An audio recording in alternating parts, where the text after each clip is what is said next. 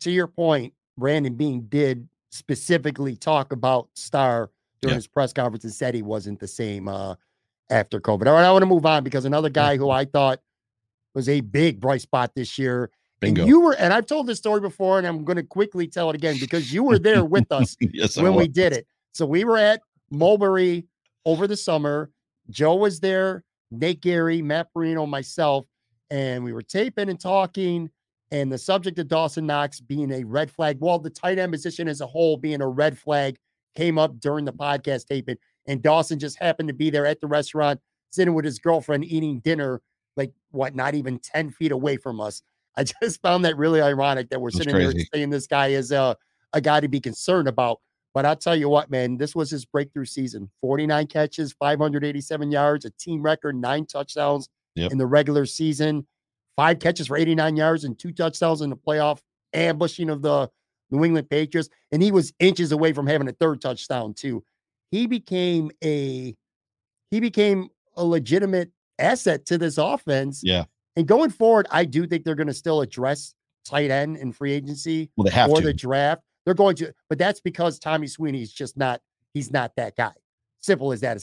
It's no indictment on Dawson Knox. Dawson Knox has proved he's a starting tight end. He's TE1 in this program. Now they could go out and get another one too. Then they could play with 2 tight ends a lot, but he proved himself this year. He was much more consistent. I mean, he flashed a lot of skills his first couple of years, but this year he was far more consistent. Big bright spot for me when it comes to the Bills this year. Yeah, so the Bills played the Patriots in the playoffs, and it was a Saturday game. So I had the opportunity to do an extra show on Sunday, and I just called it the aftermath because there was so much to talk about after that football game. Mm-hmm. And I did a things I think type segment, which I know somebody does that. I don't know who it is that does it, but there's Peter King. Peter King does things I think, right?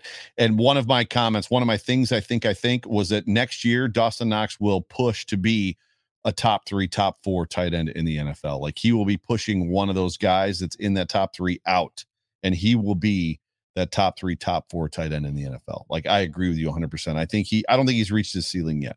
And I don't know that we found Josh Allen's ceiling yet. His ceiling might be the last 4 or 5 games of this year. Like that might be his ceiling. Like he might be setting a new floor for himself. And Dawson Knox is kind of in that same kind of space where we're not sure what he's going to be yet, but the potential is all there. And man, it's just so great.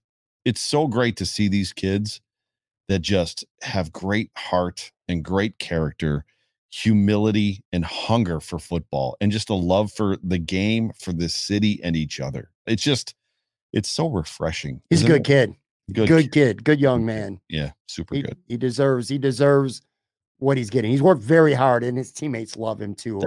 That's the one thing you can't say about this Brandon Beane and McDermott. They find good people. Yeah. They find good people. I agree. He's become, along with Devin Singletary, he's become a big asset to this offense where there were a lot of questions about him going into the season.